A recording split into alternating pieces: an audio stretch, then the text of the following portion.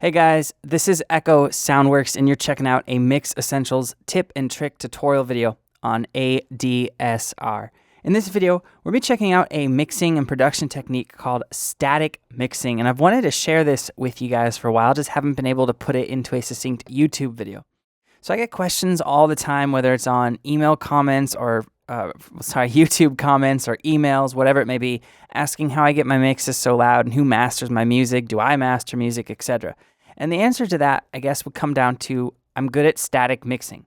I'm not the greatest mixer in the world. I'm definitely not a great mastering engineer. I don't even really do it outside of sometimes throwing on some mastering plugs, but I'll typically pay people to master my music.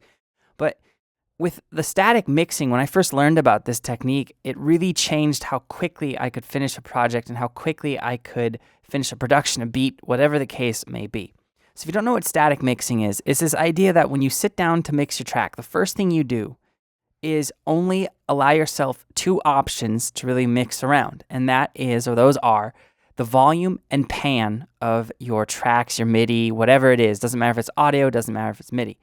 And what this does is it allows you to get the mix right before you throw on compression, EQ, limiting, and anything that's going to enhance the dynamic or decrease the dynamic range of an instrument or a group of instruments or your whole entire mix.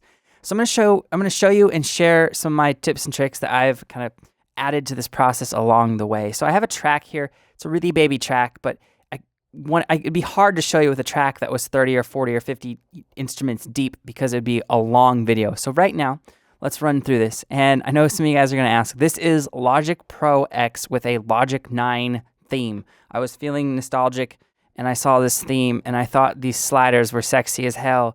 So I was like, why not buy that and install it? And if you want to know how to do that, just look on ADSR's channel. I have a tutorial on how to do custom themes for Logic Pro X. All right, so now that that's out of the way, I want to talk about the first thing that I will do when I am using this static mixing, or how I use it. So there are two ways that this is useful. I think that if you sit down to mix someone else's work, it's really useful because they're going to have just everything kind of panned around. So I'll resave the session so I have theirs as a reference, and then I'll just usually start anew with static mixing.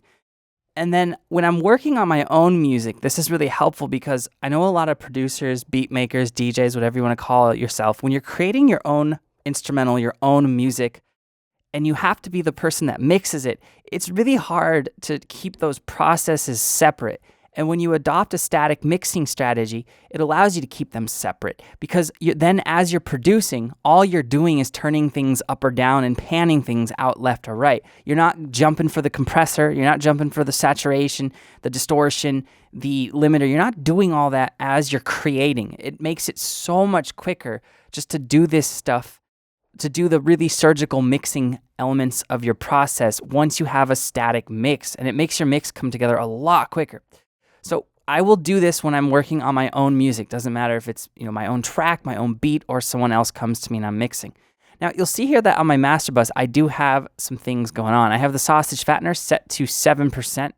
I like setting around 5 to 7%. Not a lot going on with that. I have the Fab Filter Pro limiter set to plus 1.5. Now what this will do is this allows me to get in the realm of commercial music. It's not going to be as loud as a commercial mix when I'm doing the static mixing, but if I don't have those on and I check my reference mix, I'm always going to be like, damn, this isn't loud enough. It does not, and I'm going to be tricked into thinking it doesn't sound good enough. So I have those plugins. So I'm doing a static mix into kind of like a slight mastering chain on my master bus. Now, right now, everything in this mix that's being used is pretty much zeroed out. Only one or two tracks is really messed around with volume-wise. These basses down here, we have a piano right here.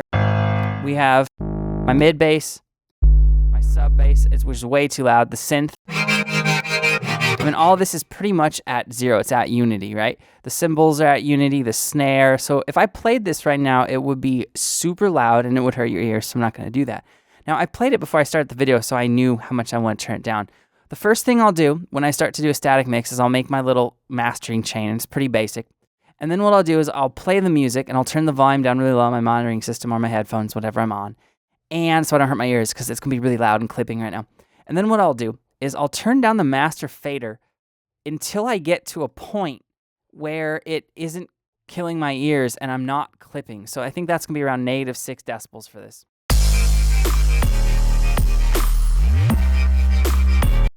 if we turn off my mastering chain, my voice is going to get a little quieter now. You can see I'm not clipping. Now, the reason why this is the first thing I do is because I know that I have in the whole mix as a static whole without anything mixed, really. There's no processing on any of these tracks. There's some slight equalization, but there's no compression. There's nothing going on that's going to affect the dynamic range of my mix. I now know that I have 7 decibels too much of information that's going to make my mix clip. So now I know where I have to start with turning things down. And the next thing I'll do is ask myself, well, what type of track is this and what are the 2 most important or the 3 most important elements of my mix that I want to stand out? So in this example, even though it's really simple, the top 3 things that I want to stand out would be this synth right here. Okay, my kick right here. And probably this okay, so let's just put these 3 together and we'll solo them and listen. Okay, so that's way too loud on its own, but now that I've differentiated between the 3 most important elements in my mix, I'm going to keep the synth at about 0. Turn it down just a little bit maybe, and I'm going to do this in the mixer. So there's the synth. Let's go now to the bass, and I'm going to turn this probably about 8 decibels down. And we're going to solo these tracks here.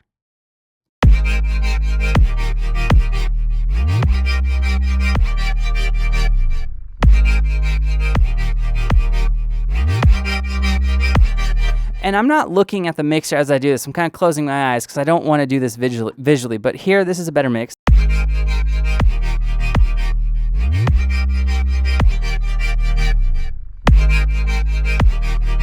All right, so now that those 3 most important elements are kind of mixed, what I'm going to do now is I'm going to look at everything and how it plays with that relationship, with the relationship to those instruments. So we have the claps and the snares.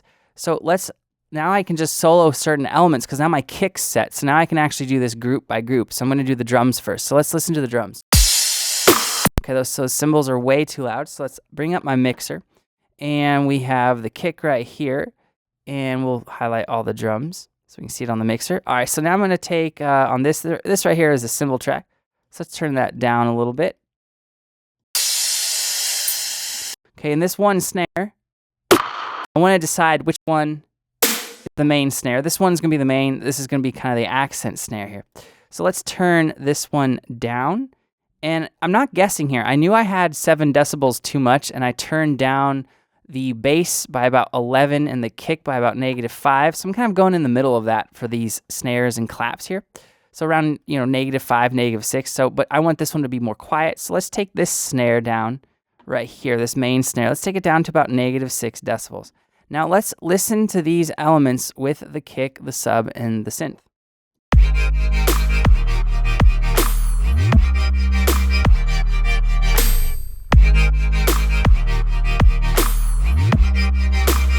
All right, so that was math. I wasn't just guessing. It's pretty close. So let's take the cymbal. Let's listen to the cymbals now. Let's listen to all of these. Okay, so if I take the mastering chain off, I should not be clipping now. So I actually have headroom, and this is what will allow you when you actually start to do things like compression, limiting, all that sort of stuff that's going to really boost the dynamic range of your mix. That's what will allow it to get that nice big loudness that sometimes you guys hear in my tutorials or my videos or productions or whatever. All right, so let's look at some of the other tracks here. This track I already kind of pre-mixed. It's just a bounce of the synth. Another synth sound. Let's go to this bass right here. So let's now play all these together.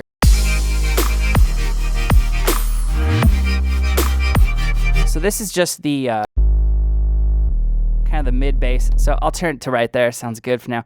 Now, next thing we got is this piano. All right, it's way too loud, so let's turn it down about -6, -7.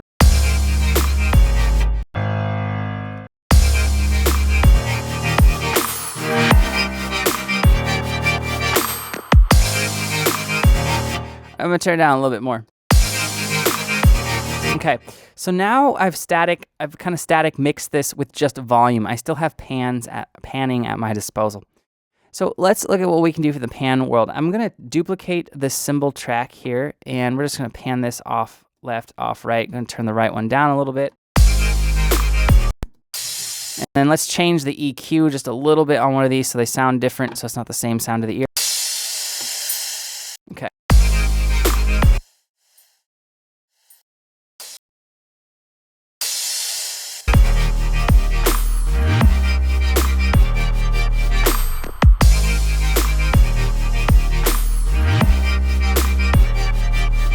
Okay, so this is purely just through static mixing. I don't have any compression, anything going on. I'm just kind of mixing around. Now this piano here would sound way better if it was out left and right in the stereo field a little bit, because there's a lot going on with the center of my mix. Everything's pretty much centered right now.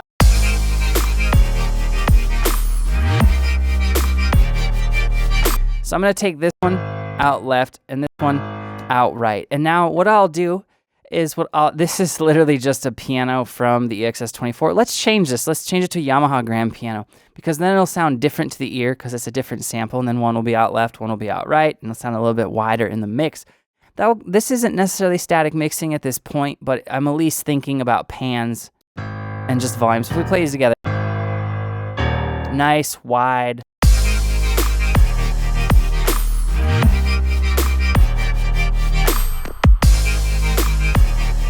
Got a nice wide reference mix, but this is the idea of static mixing. Just get everything set right how you want, and I kind of have a 3-step process with it. First, I will have some sort of mastering chain that I'm running into, just so it's commercially loud. Then I'll listen to the whole mix when it's really loud and clipping and sounding awful, and I'll figure out how much headroom I need to, or how much I need to reduce, because usually you'll be clipping. In this instance, I was clipping by about I had to turn everything down by about -6, -7 decibels. So I was 7 decibels too loud at unity. And then what I did was the third step is decide what are the 3 most important elements of your track or section of your track. In my case, because there are no vocals here, it was just the synth, the bass, the sub bass, and the kick. One of those would be really important. So I got those set with the volume. And then mixing everything else around it becomes really easy. You just have to say to yourself, okay, if the kick is this loud, the snare can't be that loud. It has to be under it, because your snare and kick usually aren't the same volume. The cymbals aren't obviously going to be the same volume. It takes out a lot of the guesswork. And this, if I was mixing this, I'd probably spend another 10 minutes running over some more static mixing things, but then I would move on to the compression, the equalization, and the effects, all that sort of stuff. So there you guys go. If you have any questions or comments, let me know below, and I'll get back to you as soon as I can. Like I said at the beginning of the video, I am Echo Soundworks. Thank you so much for watching. I'll see you guys next time.